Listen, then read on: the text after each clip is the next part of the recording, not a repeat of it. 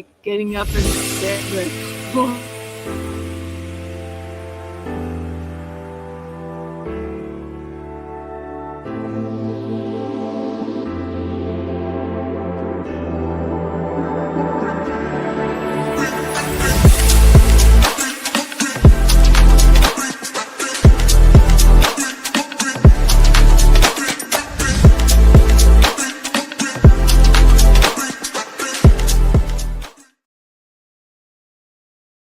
Hey everybody, welcome back. I am Melanie from Mel's Board Game Room, and I have Dave from theroundhole.ca. And we are live on location at FallCon 38, and we are sitting down with Roberto Panetta, and he's going to be talking about his newly kickstarted game, Gems of Iridescia. Now, you have an amazing looking booth, I got to say, and it's right across from here, and the artwork is beautiful. Thank you. So distribution is just happening with this game here, so it should be arriving in Canada today. Today is my shipment's supposed to arrive in Montreal today, so as soon as I can get it released from the port and delivered to me, I can start shipping it out to backers in Canada. Whereas other regions have already started fulfilling. So being a Canadian designer is very frustrating that Canada will be the last people getting my game. No kidding. With some things you just cannot all control. Exactly. Right? Yeah. Exactly. So before we talk about your game, let's talk a bit about you. Like, how Sure. did you get into the board gaming hobby to begin with? Yeah, so I guess the long version of the story is that I studied design for 7 years. And when I was studying design at both CEGEP and university, at the time, I really wanted to go into the video game industry. I was passionate about video games and I love play. Yeah. So for me, it's very important that adults play, whether it's video games, whether it's board games. I love Lego. I'm a Lego nerd as well. So anyways, I studied design. And then after I finished university, I accepted a job at a refrigeration company just because I wanted to get experience, so that I can do something I want to do. And I started doing that, and it turned into a 17-year detour. Okay, right. So I worked at that company for 17 years. So obviously kind of missed the boat of my video game career that I had intended for myself in my youth. And then, to be honest, I started struggling with mental health. Yeah. And I started seeking help for that. And through therapy, I learned that part of the reason why I was struggling and unhappy is because I was a creative person who wanted to do creative things. And I had put myself in a career for 17 years where I was doing something that, not that I hated my job, is not what I was passionate about. Right. I mean, selling fridges is not what I wanted to be doing. No, really? You didn't dream of that as a kid? Huh? No. And then I decided I had just started playing board games I had always played board games, but I just started playing more serious board games. And I realized a lot of the skills I had learned throughout my career and my life in school and stuff, I'm like, hey, I think I could design a board game. And I just started working on it, and then I tested it. I'm like, oh, there's something here. And then it's just kept pushing through and going. And yeah, 3 years later, nice. Here I am. So how was the process? So like designing the games, getting it to this version that is ready, like what all did you have to do? Yeah, so start just by making like a really rough prototype, like most board games start as, and then just start getting it in front of people. Those people make you cry, and then you and then you make changes to it, and then you think you have everything right, and then they make you cry again, and then you just keep doing that until you stop crying, and then it's like, hey, I think I'm ready now. Sounds like a great hobby. Yeah. Just be prepared when it gets out. And somebody goes, and makes you cry again. Well, the reality is I always say, like, for the most part, I don't believe there's anything as a bad game. Obviously, there are exceptions to that, but I think no game is for everyone, but every game is for someone. So, like, when designing a game, one of the important things is realizing that not everybody's going to like your game, and don't try to make changes to tailor your game to people that don't like your game. Instead, find the audience that likes your game and elevate their experience and focus on making, optimizing that experience. Find your people, find your niche, and then, make it work for them. Yeah. Right. Yeah. So it sounds like the original design and this final one changed a bit. Oh yeah, I'll send you some pictures of version 1. Oh yes, I want to see. That'd be great. Perfect. So how was the process of going through the Kickstarter? It's very, at first it's very scary, and I'd say there's a lot of things to look at, a lot of things to consider. I think the biggest thing is to try to not get analysis paralysis and try to just focus on one step at a time.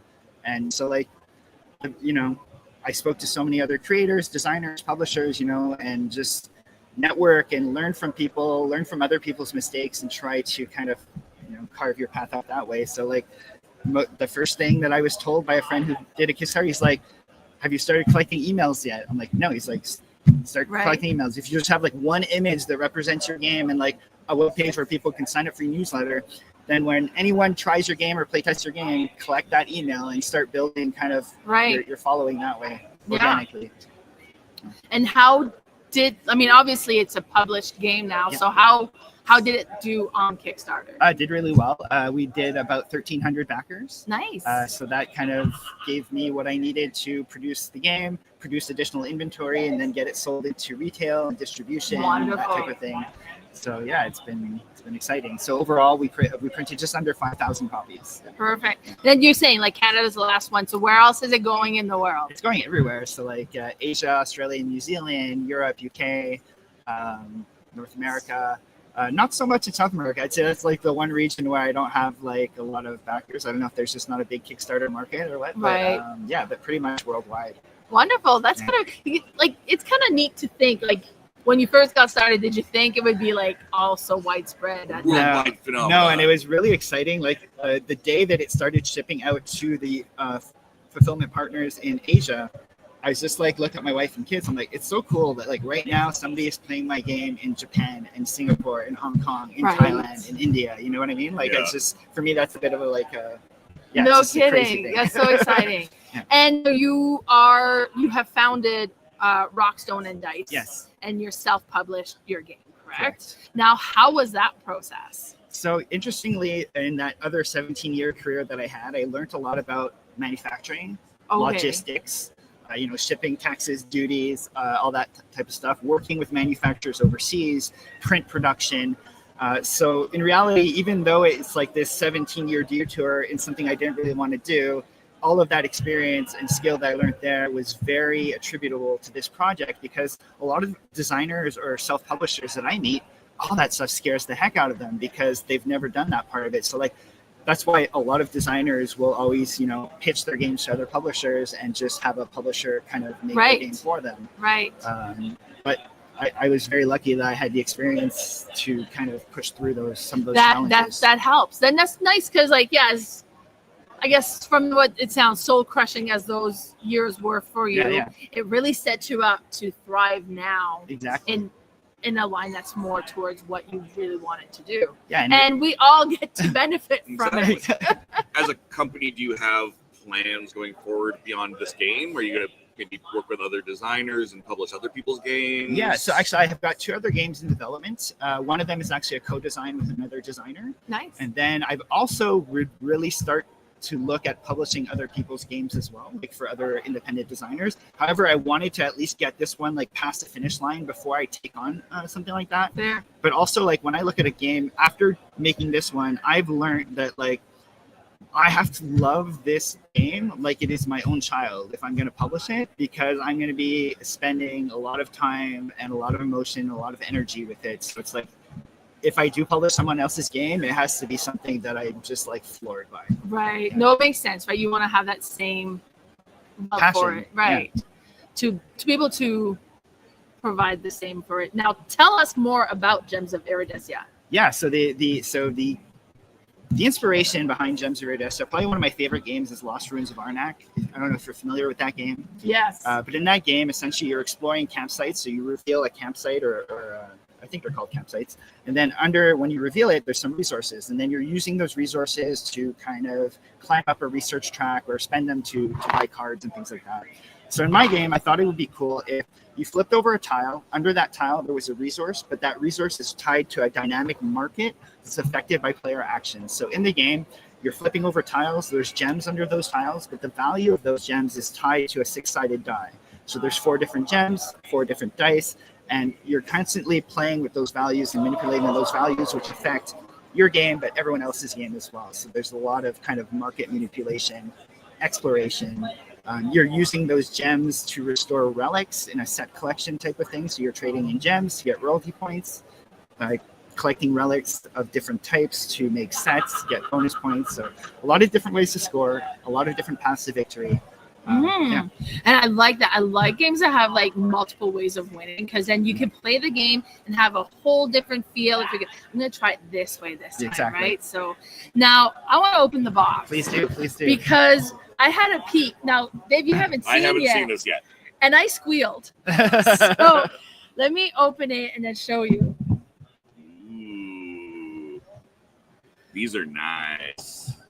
Right? Like, so... And now let's show you. So we got the player board, I'm understanding. Yep. And they're recessed. So you have the thing so it fills and it's not just going to move around.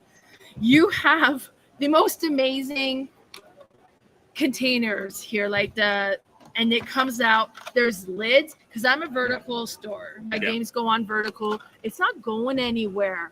I hope more and more games. Oh, I didn't even see this. Hold on. Let me show you this. Now, this is the iridescent edition. Correct, but both versions of the game have the trays inside. The only difference is the iridescent edition has the nice colorful one, whereas the standard edition has the black trays. Look, I don't know if you guys can see there, but the shimmer. These components are beautiful. And then metal coins in here. Yeah, the metal coins are an add-on, but yeah, that's what I use for when I teach the game, because they're nice. They have a nice feel to them. Shiny. There's just something that's so satisfying with like that clinky of metal coins. And the artwork is stunning. So now you had an illustrator. Yeah, I have to give a shout out to Sarah Frieds Conlin. She's actually a German illustrator who now resides in Vermont, and she has been a joy to work with. I really look forward to working with her on future projects. We're definitely going to continue to collaborate together, because I just love working with her. Well, it's an amazing looking game. Thank you. And I haven't had the chance to play it yet, but some of my gaming friends this weekend have been playing it, and it came back. One of the compliment I guess I got from the game was that it was a fairly easy game to learn. And she says it was great because you didn't have to go back to the rule book after you learn how to play the game, but it was still really deep and thinky. Yeah. And it was very satisfying play. So she was really impressed with it. And now you've been doing demos all weekend here. You have one coming up in about 20 minutes. How's the feedback been for you? It's been great. So back in Montreal, we have a local meetup group that I'm a part of, and I'm one of the hosts. So a lot of events, I'm often teaching games. And sometimes at a table, you're going to have a lot of new players, you're going to have a lot of experienced players and people of varying degrees. So I wanted to make a game that was easy enough to learn, that a newer or less experienced player can learn the game and play, but more experienced players at the table can also have fun playing, because they're going to see kind of the layers of strategy, or like have fun with the market manipulation aspect of the game, or figure out how to combo certain cards together and pull off really cool turns and things like that. So kind of a game that's easy to learn but has a depth of strategy was like really one of the goals. And also the way I designed the game, we kind of ease you into the gameplay. Going back to the idea of video games, a lot of my favorite video games, you start off the game doing some sort of like tutorial where you're kind of playing the game, but it's kind of helping you along, so you're learning key concepts. So I try to ease people into the game that way. So then by their second or third turn, they're like, oh yeah, they're rocking now, and they're kind of like, oh, now I've got more money, I've got more resources. Oh, look, that card's available now. Now I can pull off these things. So yeah.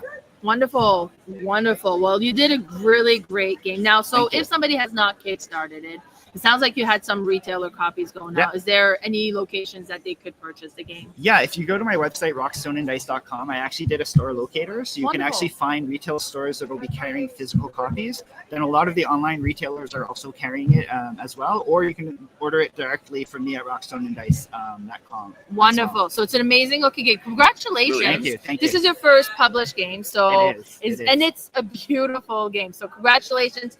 I really appreciate you joining us today. I know you got a game demo coming up, so I guess we'll call it quits. We have your BBG link for your game in the description, as well as Rockstone and Dice website there as well. So be sure to check it out. Thanks so much. Thank you. Anything else you want to add? No, it looks absolutely gorgeous. I may not have screamed verbally, but I certainly Internally, I like this. Thank you. It's shiny. shiny. It's a shiny. beautiful game. Yeah, Yeah. I mean, there's so many games that come out all the time that you really need to try to stand out on the table to catch people's eyes and kind of, hey, what is that? Like, You know what? definitely Bling does it for me. Yeah, So, yeah. good. All right. Thanks so much for tuning in, everybody. Bye.